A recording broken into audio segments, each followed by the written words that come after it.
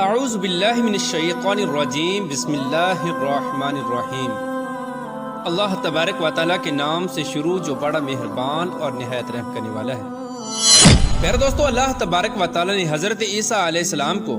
بغیر باپ کے کس طرح پیدا فرمایا اور حضرت عیسیٰ علیہ السلام کی ولادت کس طرح ہوئی،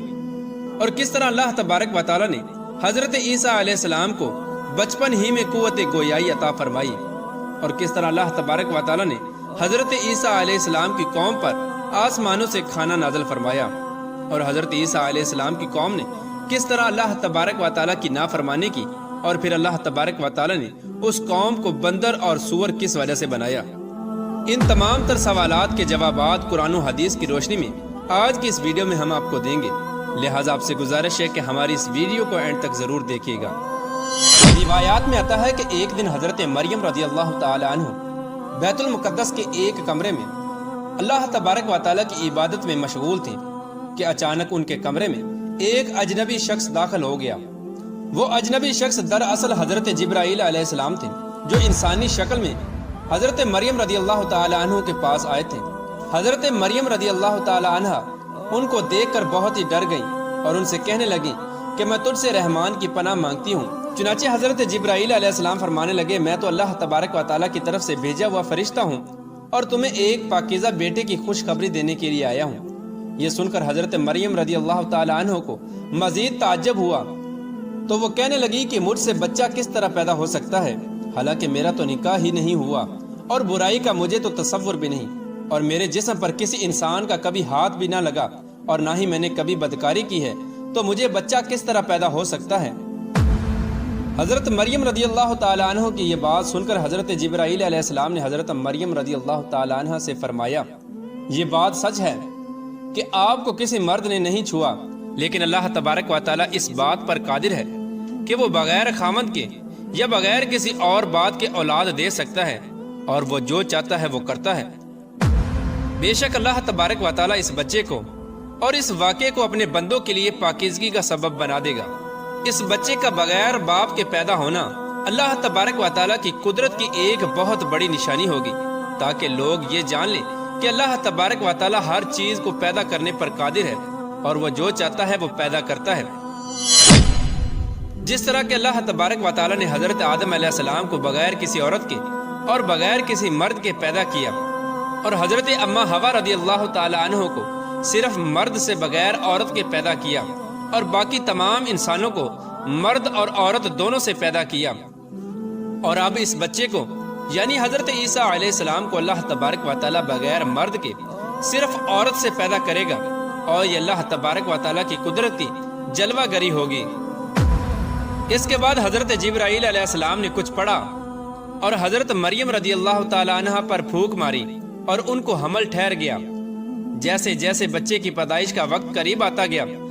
ویسے ہی حضرت مریم رضی اللہ تعالی عنہ کی پریشانی میں اضافہ ہوتا گیا۔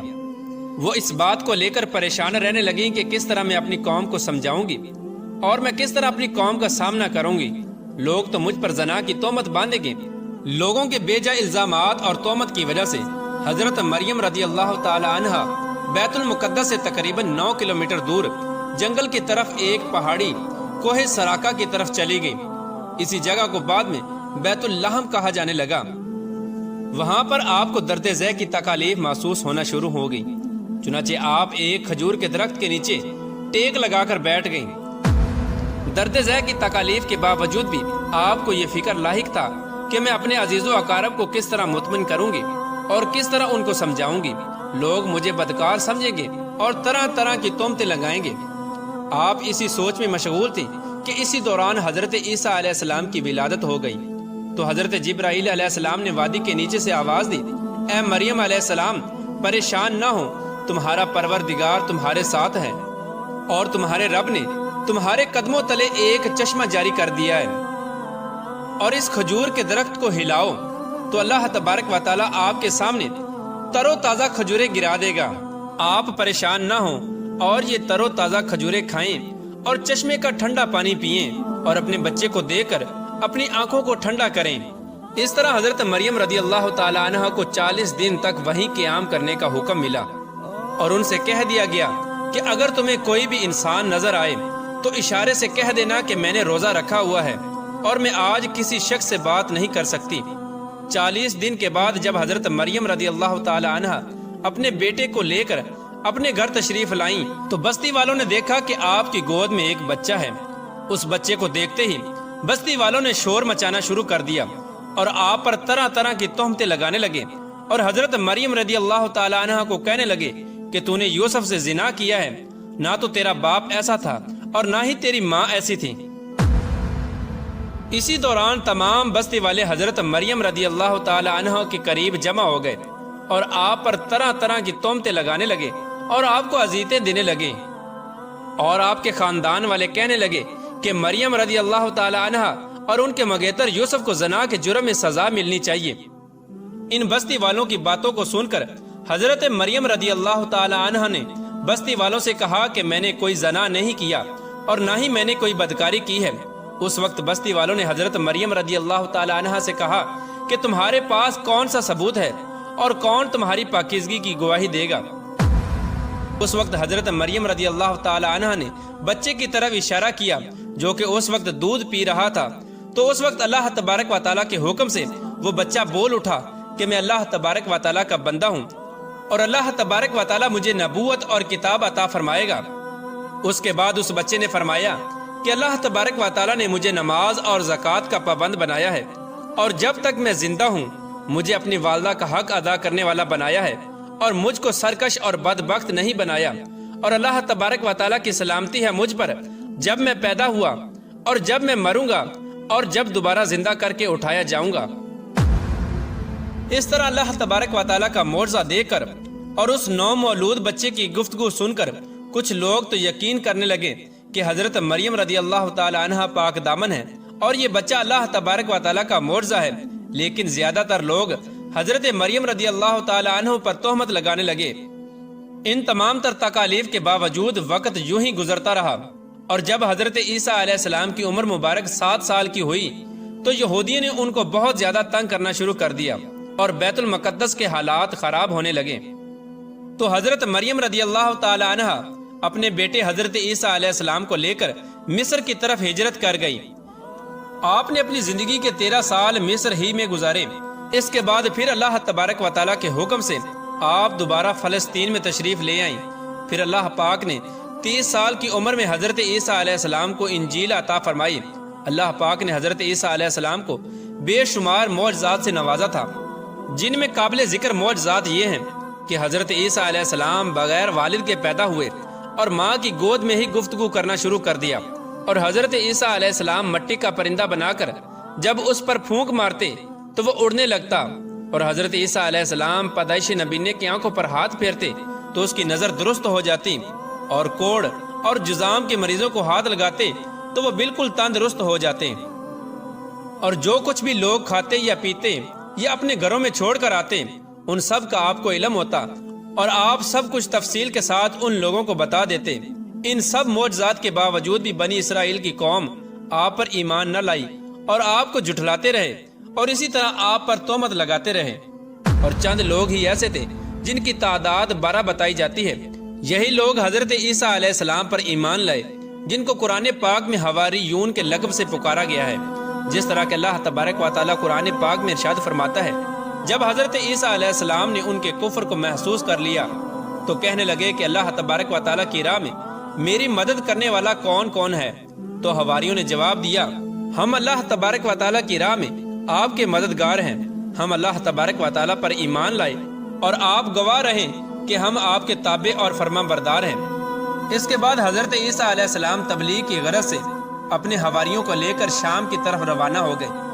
اور وہاں پر اللہ تبارک و تعالیٰ کا پیغام پہنچانا شروع کر دیا، لیکن وہاں پر بھی بنی اسرائیل کے لوگوں نے آپ کی بڑھ چڑھ کر مخالفت کی اور آپ کو طرح طرح کی تکالیف پہنچانا شروع کر دی، اور ہر طرح سے آپ علیہ السلام کو اذیتیں دینا شروع کر دی۔ پھر ایک دن حضرت عیسیٰ علیہ السلام کے حواریوں نے عجیب فرمائش کی، جس کو اللہ تبارک و تعالیٰ قرآن پاک میں یوں بیان فرماتا ہے، اور جب حواریوں نے کہا کہ اے عیسیٰ ابن مریم، کیا آپ کا پروردگار اس بات پر قادر ہے کہ وہ ایسا کر سکتا ہے کہ ہم پر آسمان سے کھانا نازل فرمائے؟ تو حضرت عیسیٰ علیہ السلام نے کہا کہ اگر تم اللہ پر ایمان رکھتے ہو تو اللہ سے ڈرو۔ تو وہ بولے، ہماری خواہش ہے کہ ہم اس میں سے کھائیں اور ہمارے دل تسلی پائیں، اور ہم جان لیں کہ تم نے ہم سے سچ کہا، اور ہم اس نازل ہونے والے کھانے پر گواہ رہیں گے۔ حضرت عیسیٰ علیہ السلام نے اللہ تبارک و تعالیٰ کی بارگاہ میں دعا کی، اے ہمارے پروردگار، ہم پر آسمان سے دسترخوان نازل فرما کہ ہمارے لیے وہ دن عید کا دن قرار پائے، یعنی ہمارے اگلوں کے لیے اور ہمارے پچھلوں کے لیے، اور وہ تیری طرف سے نشانی ہو، اور ہمیں رزق عطا فرما، بے شک تیری ذات بہتر رزق عطا فرمانے والی ہے۔ تو اللہ تبارک و تعالیٰ نے فرمایا کہ میں تم پر ضرور کھانا نازل فرماؤں گا، لیکن جو اس کے بعد تم میں سے کفر کرے گا اسے ایسا دردناک عذاب ملے گا کہ اہل عالم میں سے کسی کو ایسا عذاب نہ ملا ہوگا۔ حضرت عمار بن یاسر رضی اللہ تعالی عنہ سے روایت ہے کہ حضور کریم رؤوف الرحیم صلی اللہ تعالی علیہ وآلہ وسلم نے ارشاد فرمایا، آسمان سے دسترخوان اترا جس میں روٹی اور گوشت تھا، ان کو حکم ملا کہ خیانت نہ کرنا اور ذخیرہ نہ کرنا، اور نہ ہی کل کے لیے جمع کر کے رکھنا، لیکن ان لوگوں نے خیانت کی اور اس کھانے کو ذخیرہ کیا اور کل کے لیے جمع کر کے رکھ لیا، تو اللہ تبارک و تعالیٰ نے ان کی اس نافرمانی پر ان پر دردناک عذاب نازل فرمایا اور ان لوگوں کو بندروں اور سوروں میں تبدیل کر دیا۔ اس طرح حضرت عیسیٰ علیہ السلام کی قوم کے وہ نافرمان لوگ اللہ تبارک و تعالیٰ کے عذاب کے اندر مبتلا ہوئے اور وہ بندر اور سور بنا دیے گئے۔ جب حضرت عیسیٰ علیہ السلام کی عمر مبارک 33 سال کی ہو گئی تو اس وقت تمام یہودی حضرت عیسیٰ علیہ السلام کے خلاف ہو گئے اور آپ کو سولی پر چڑھانے کا فیصلہ کر لیا۔ حضرت عیسیٰ علیہ السلام کے زمانے میں شام کا علاقہ رومیوں کی زیر نگرانی تھا، یہاں ان کی طرف سے جو حکمران مقرر تھا وہ بھی کافر تھا۔ اس طرح یہودیوں نے اس حکمران کو بھی حضرت عیسیٰ علیہ السلام کے خلاف کر دیا اور ان کو سولی پر چڑھانے کا حکم دیا۔ چنانچہ اس طرح اس بدبخت حکمران نے یہودیوں کی بات مانتے ہوئے حضرت عیسیٰ علیہ السلام کو سولی دینے کا فیصلہ کر لیا، لیکن اللہ تبارک و تعالیٰ نے حضرت عیسیٰ علیہ السلام کو باحفاظت آسمانوں پر اٹھا لیا، جس طرح کہ اللہ تبارک و تعالیٰ قرآن پاک میں ارشاد فرماتا ہے، اور انہوں نے کہا کہ ہم نے عیسیٰ علیہ السلام کو سولی پر چڑھا دیا، جو اللہ تبارک و تعالیٰ کے پیغمبر تھے، حالانکہ انہوں نے حضرت عیسیٰ علیہ السلام کو نہ قتل کیا اور نہ ہی سولی پر چڑھایا، بلکہ ان کے لیے عیسیٰ علیہ السلام کا مشابہ بنا دیا گیا، اور جو لوگ ان کے بارے میں اختلاف کرتے ہیں وہ گمان میں پڑے ہوئے ہیں، اور شک کے علاوہ ان کے پاس کوئی علم نہیں، بلکہ اللہ تبارک و تعالیٰ نے ان کو اپنی طرف اٹھا لیا، اور اللہ تبارک و تعالیٰ غالب حکمت والا ہے۔ حضرت عیسیٰ علیہ السلام قرب قیامت میں حضور پاک صلی اللہ تعالیٰ علیہ وآلہ وسلم کی امتی بن کر زمین پر نازل ہوں گے۔ حضرت عیسیٰ علیہ السلام ہی وہ نبی ہیں جن کا ذکر قرآن پاک میں سب سے زیادہ بار آیا ہے، اور آپ ہی بنی اسرائیل کے آخری نبی تھے، اور حضرت عیسیٰ علیہ السلام نے ہی بنی اسرائیل والوں کو نبی آخر الزمان حضرت محمد مصطفیٰ صلی اللہ تعالیٰ علیہ وآلہ وسلم کی بشارت دی تھی، جس کو قرآن پاک میں اللہ تبارک و تعالیٰ اس طرح بیان فرماتا ہے، اور جب حضرت عیسیٰ ابن مریم نے کہا کہ اے بنی اسرائیل والو، میں تمہارے پاس اللہ کا بھیجا ہوا آیا ہوں، اور ایک پیغمبر کی جو میرے بعد آئیں گے جن کا نام احمد ہوگا بشارت سناتا ہوں۔ اس طرح حضرت عیسیٰ علیہ السلام کے آسمان پر اٹھائے جانے کے 600 سال بعد تک کوئی بھی نبی نہ آیا، اور پھر حضرت محمد مصطفیٰ صلی اللہ تعالیٰ علیہ وآلہ وسلم اس دنیا کے اندر جلوہ گر ہوئے۔ حضرت محمد مصطفیٰ صلی اللہ تعالیٰ علیہ وآلہ وسلم خاتم النبیین ہیں، اور آپ کے بعد کوئی نبی نہیں آئے گا۔